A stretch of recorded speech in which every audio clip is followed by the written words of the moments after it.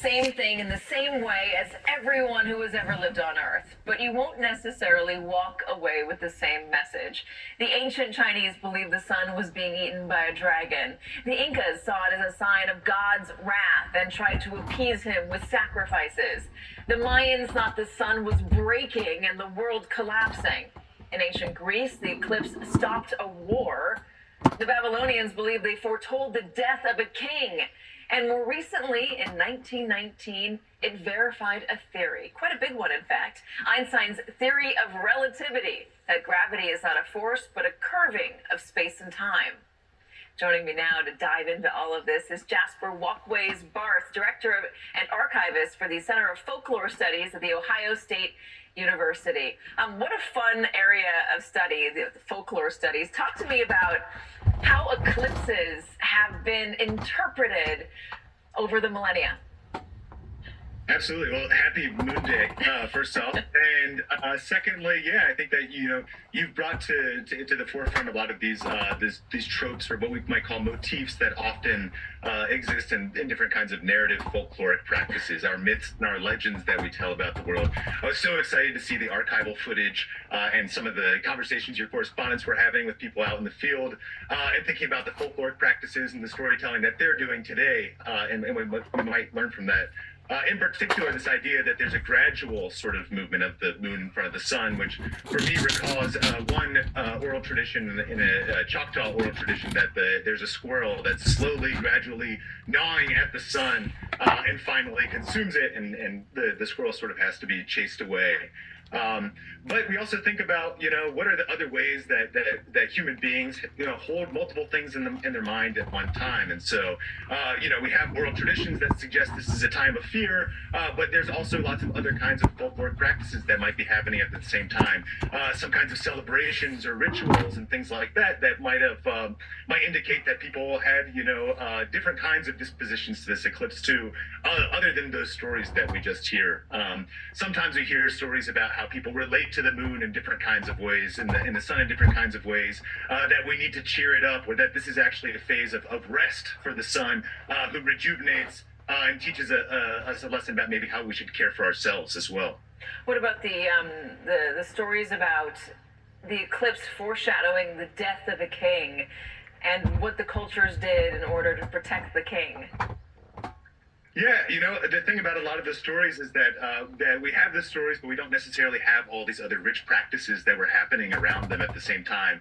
So we can have this narrative, but I was thinking today about some of our current folkloric practices too, and how our own politics get embedded in the memes that we're making about this moment as well. So right before I got on, I was actually thinking about the stories that we're telling, and if only our memes persisted, like the stories from the kings that you're telling about, what would people in the future think about us in this moment. I saw a lot of memes about memes about cloud cover, and what happens if you look directly into the sun, that actually tell us a lot about our own anxieties and fears in this moment as well too. Like what is the nature of the information that we share across the internet in relation to what happens when you look at the sun. So at the same time, we have all these different kinds of folkloric practices and the ways we relate to the world, that are part of the stories that we tell, and sometimes our practices are contradictory to some of those stories that we tell as well. Jasper, one of the most interesting things that I read about was how it ended a war in ancient Greece, that the armies laid down their weapons, seeing it as a sign from the heavens that God didn't like the fighting. We're in such a divided moment. I wonder if this is our chance to lay down all our rhetorical weapons and come together. Yeah, absolutely. I think this is a chance for a sort of singular moment for us to collectively experience this moment of grand celestiality. I think that there's something that's really potent about this. We live in this world where we feel like our personal actions, or our agency, or our collective agency impacts everything in our environment all this way. And now we have this chance to sort of participate in something that's so much bigger than us. I think it does have a chance to sort of bring people together across this band of the U.S. and throughout the world in many ways. At least for a few minutes. Jasper, thank you so much for joining us. Really good to have you. Appreciate all of your... Thank you so much. Yeah, I appreciate your field of study. It's really interesting. And the last place to see the totality here in the United States will be Holton, Maine at 3:32 this afternoon. And by luck of the weather, it might also be the best place to see it, if not also the most crowded. Holton is tiny, a town of 6,000, which means The heights of celestial history are still tethered by earthly concerns, like how do you house more than 30,000 eclipse chasers? How do you feed them? And where do you relieve them? NBC News national correspondent Kate Snow is live in Holton. Kate, are there enough bathrooms to go around? Yeah, there are, Katie. Not a problem at all. The folks here in Holton have been planning this for like 3 years at least, and they've made a lot of provisions. I mean, we're at the main town center here. If you can see the crowds back here, there are definitely thousands of people, but a lot of locals too. It's not all folks who came in from other places, because this is just the event of the century for this town, as you can imagine. As you said, a small city. We're about 3 miles from Canada. I want to show you and introduce you to Josh and his family, if I can. Jessica, I know it's muddy here. You guys okay? So show me, you were just telling me, Josh, okay, first of all, Josh is not from here, right? You guys came in, you thought you were going to go to Texas originally, right, and you totally changed your plan. Yep, when the forecast in Texas started to look like it was going to be clouded out, we changed plans to get away from the clouds, and this is where we ended up. Yeah. Yep. You looked at like upstate New York and Vermont, and then you've landed here. Yep. I think you made a really good choice. I'm happy with it. I've got friends from elsewhere in the country that have clouds, and we've got a totally clear sky. Yep. And Jessica, you went last time together to Yes. 2017, and Yes. you said you were just so moved by that. Yeah, I was blown away. This is not really my thing, but I just was blown away by the experience, and have just been looking forward to this for the last however many years, and encouraging all my friends to go. Adrian, do you want to talk again? We talked a few minutes ago. This is Adrian. She's 5 and a half, right? Yeah. 5 and a half. Can Yeah. you show your pretty, move your hair and show the camera your pretty face paint. Look at that. So the kids here have had a lot going on, right? They have lots of things for kids to do. They've had a lot of science going on, like on the plaza there, and a lot of classes, Katie.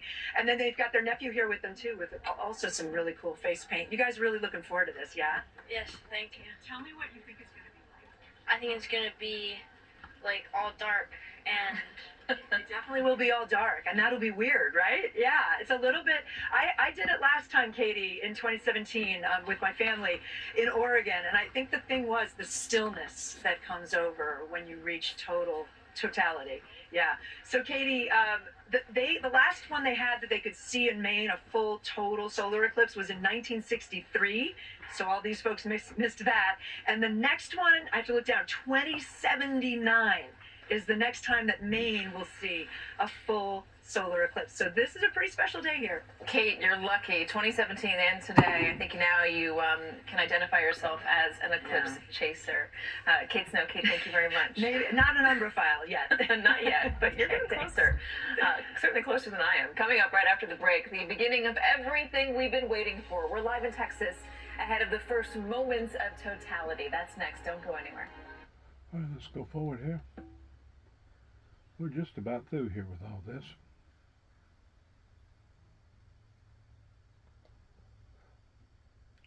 I think you'd see it like nighttime in the middle of the day. No. yeah, it's so And what about you? You spent some time here. What do you think? This was my idea, so I'm so glad they're enjoying it.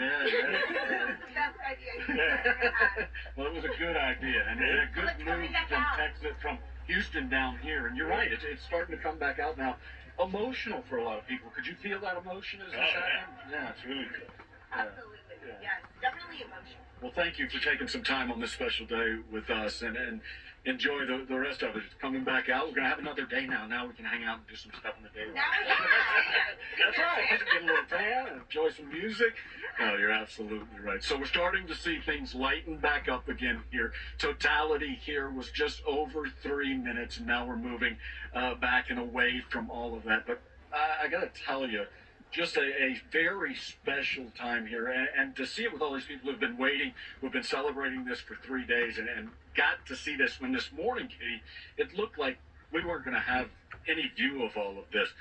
We were going to see heavy clouds as they moved in, but they burned off right around the time the eclipse started here, and we saw all the phases of the moon just chewing away at that orb and finally blocking it fully as we got totality and the temperature dropping and darkness, and now the temperature starting to rise again, and we'll get back to the sunshine here in just a bit. But what an amazing time here. Just a very neat experience. I think it's amazing that you are so calm and cool and collected as we were watching you The sun disappeared. It looked genuinely like nighttime there. It became light as you were speaking, and you just kept going with it. What a wild experience to go from night to day in a matter of seconds.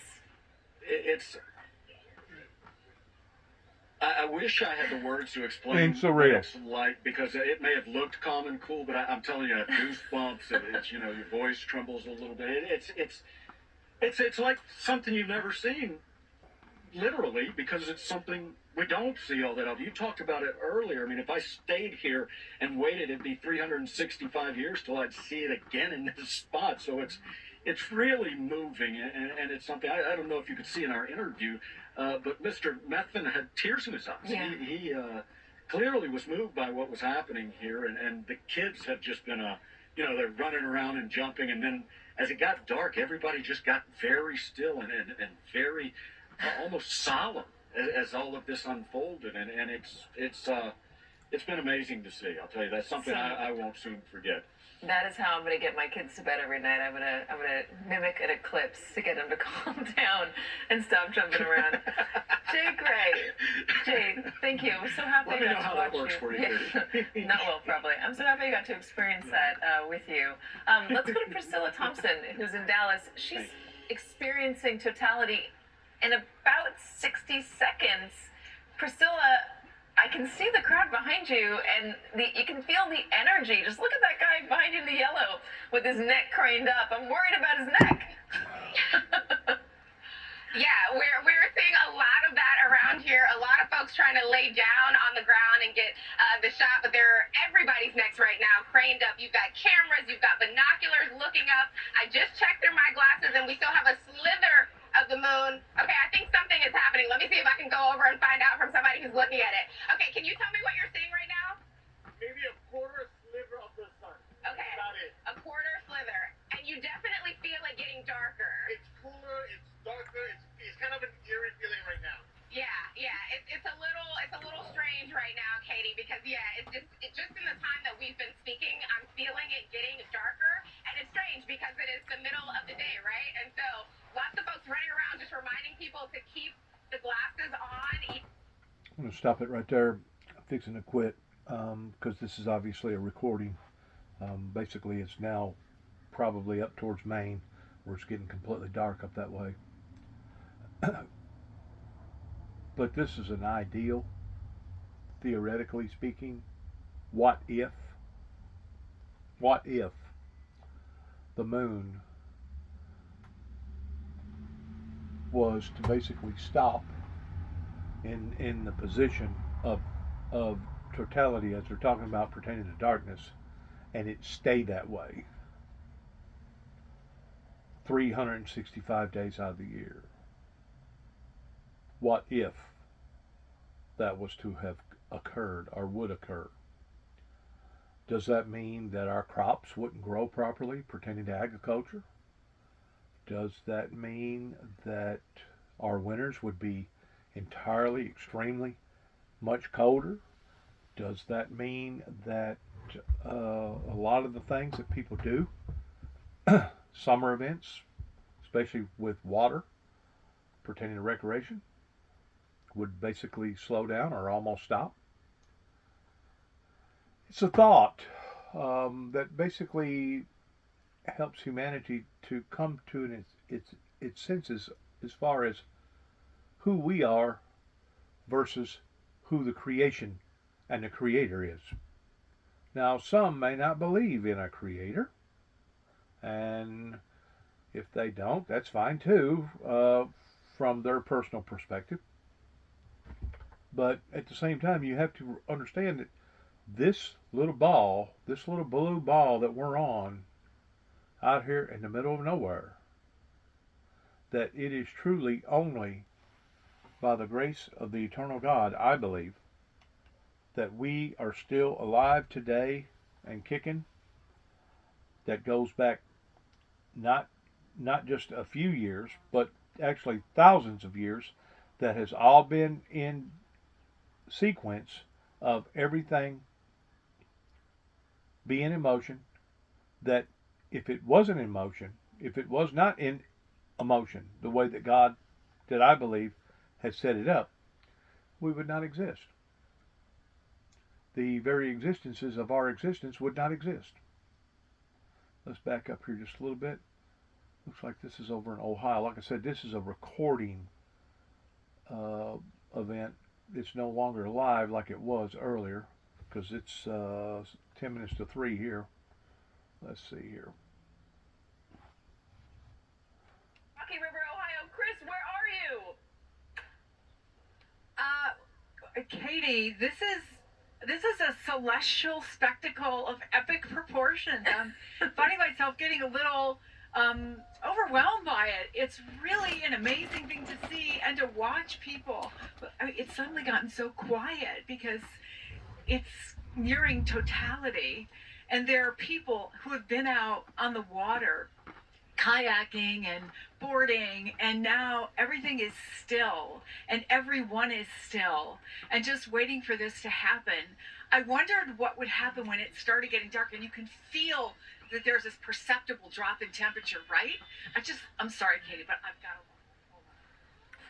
this opportunity. Oh, there's just the tiniest sliver left. It's actually eerie. It's eerie because it's something that's odd. It's an anomaly. And once more, what if the moon was to stay in the same position year round, and we had become adjusted to this type of environment, and then all of a sudden the moon started acting like the moon does today in seeing hot summers, sometimes cooler winters, and occasionally from time to time we would see an eclipse. I think it's, in a way, it's our persona of how that we receive things that's abnormal versus normal. And I could only imagine hundreds and thousands of years ago, whenever science didn't exist the way that it does today, towards knowing that the world is round and knowing that the moon travels this way and the earth travels this way and we all travel in sequence together that make our seasons and etc. But I can only imagine how freaked out, I'm going to use that word, absolutely freaked out, that humanity at one time used to be whenever a major event like this would occur from time to time, regardless of what continent that they was on. I wondered what would happen on the playground because the kids were all yelling and playing and all that. But look, the playground is pretty much empty. The kids just spontaneously seem to leave the playground. And do you hear it? Do you hear it? I do hear it. Oh my gosh, there is almost nothing left. It is almost totality. Chris, it's hard to make you at a loss for some words. of these folks. And this is the Wald family. You want to put your glasses on? They have the coolest glasses. Look at that. What do you think? What do you think, Mark? Dad?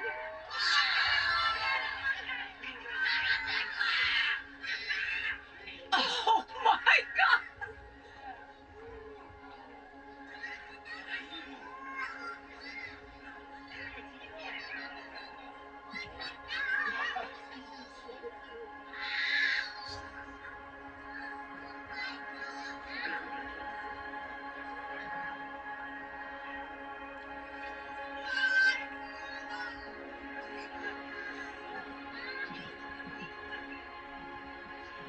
What an event. What a lifetime amazing Katie, can I just event. say, so many people have said to me that there's something about, in this particular time when there seems a lot of heaviness in the world, that a community, that families, that new friends, people are making friends here come together and can all just pause for a moment and look to the sky in wonder. In wonder. I want to talk to a few of the people who are witnessing, and I don't know, Caesar, if you can look out to the water and look at just how beautiful the horizon is, You can see the colors there. And it would be completely dark here if the lights in the park had not gone on automatically.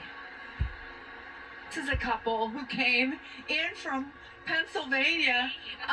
I'm afraid to even interrupt you because you seem just completely... This is wow.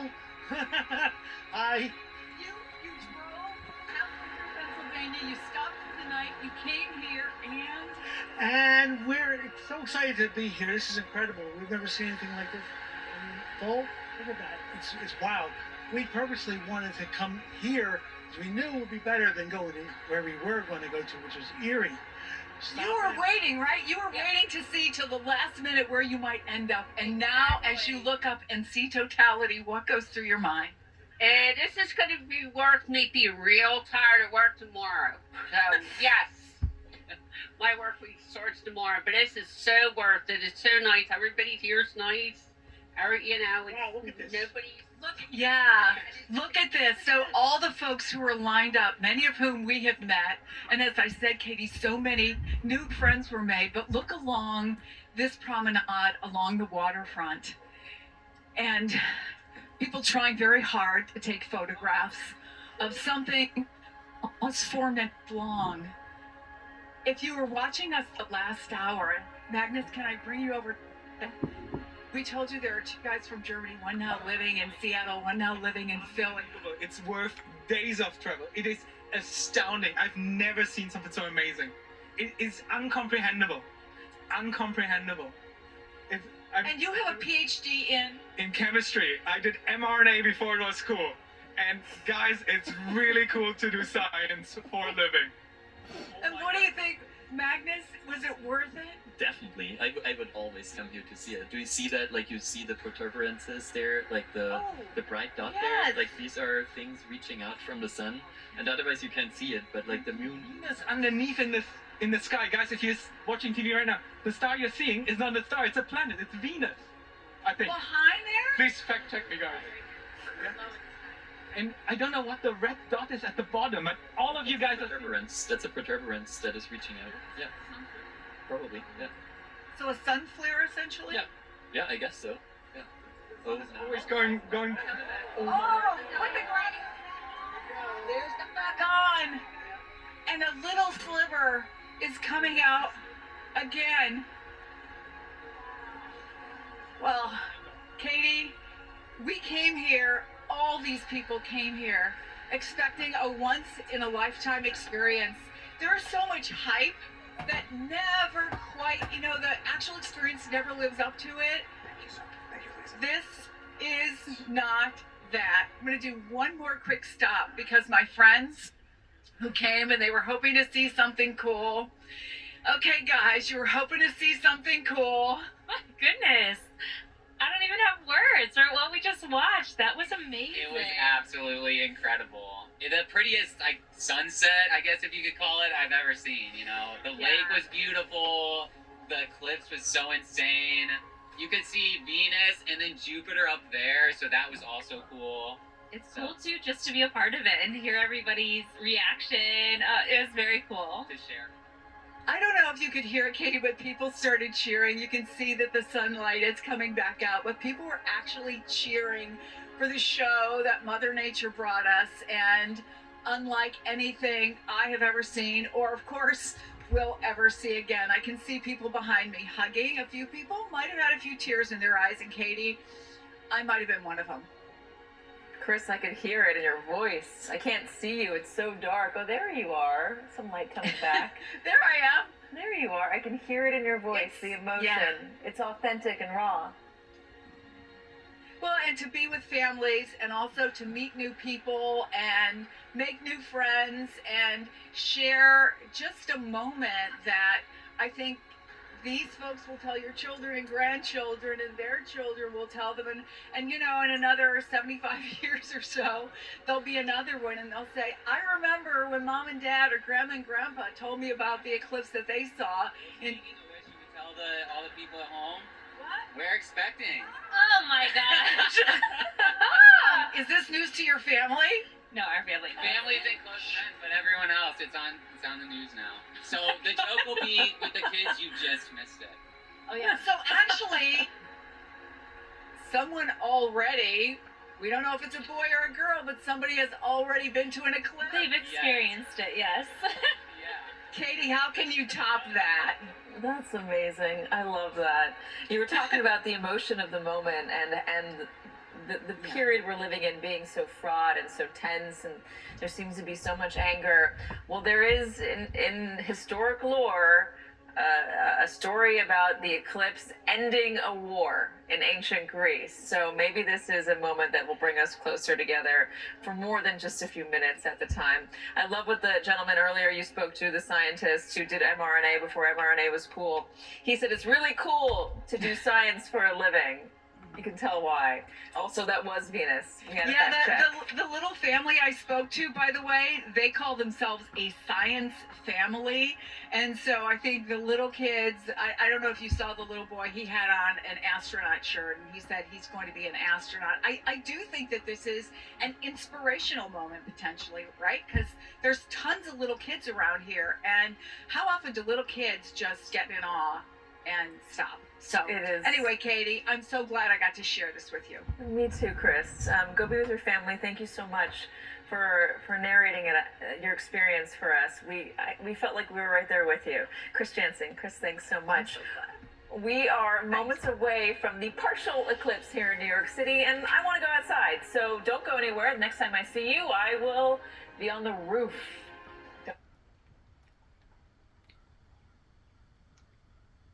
What's more, it's about how great that everything is around us that most people take for granted of, including myself, that this is a point in time that we can all reflect to say, you know what, we really are just that small little dot, that blue dot in the middle of nowhere. We'll bring you all the highlights later in the broadcast, but we start with historic news on another front. And the news breaking earlier today about that legal Hail Mary from Donald Trump on the eve of the first ever criminal trial of an American ex-president. That trial set to start in just over 1 week. It is truly the case that has it all. A porn star named Stormy, a witness named Hope, plenty of fake names for good measure, a tabloid cover-up, and a former fixer turned star witness. Overseeing this uniquely Trumpian circus turned criminal trial, Judge Juan Merchan. He's a judge with a no-nonsense reputation. About him, the New York Times writes this, quote, in Justice Merchan's 17 years on the bench, 13 as presiding judge in the mental health court he created, he has had his share of unusual cases. There was a murder trial involving a supposed curse on the defendant, the daredevils who jumped off the World Trade Center in parachutes, and a so-called soccer mom madam accused of running a high-end brothel from the Upper East Side. None of those defendants challenged the judge quite like Trump, who for decades has navigated around law enforcement scrutiny. As we have reported on this broadcast, Trump has repeatedly attacked the judge's daughter. On that, the Times reports this, quote, two people close to Justice Merchan said that the judge had privately expressed pain over the attacks on his daughter, but the people said that those attacks will not compromise his ability to oversee the case. While Trump is under an expanded gag order that's supposed to prevent him from going after the judge's family and the family of Manhattan DA Alvin Bragg, his attorneys have brought up Merchan's daughter in yet another last-minute bid to derail this trial. They're asking once again for the judge to recuse himself, in part over his daughter's work in Democratic politics. Prosecutors this morning firing back in a filing against Merchan to reject this recusal motion, saying this, quote, the defendant's motion is not a good faith effort to identify legitimate grounds for this court's recusal.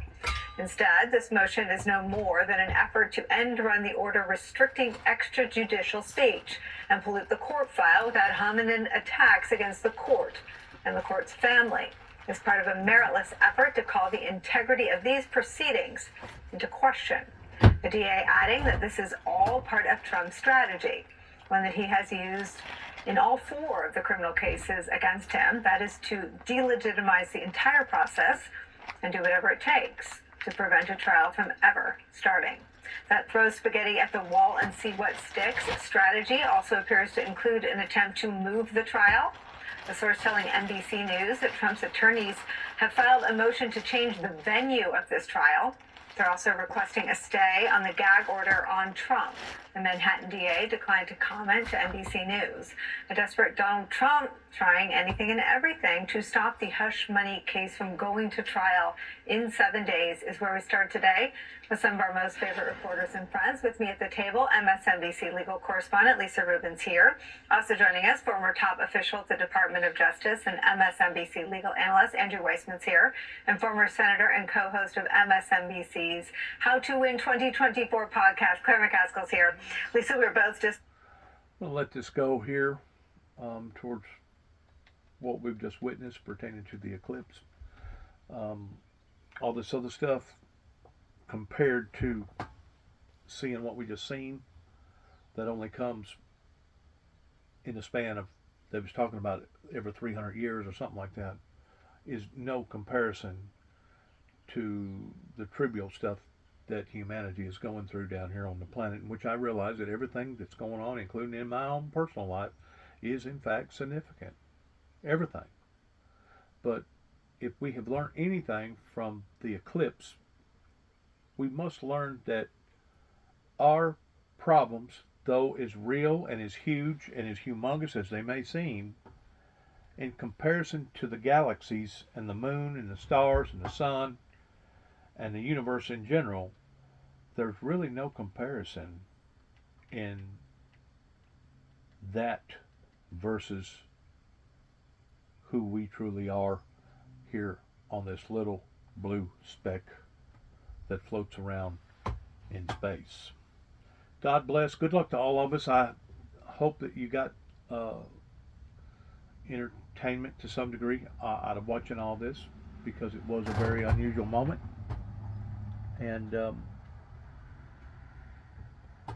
just want to say shalom. God bless America, and God bless our troops. God bless our endeavors towards where we go from this moment on. And heaven help us all. Shalom.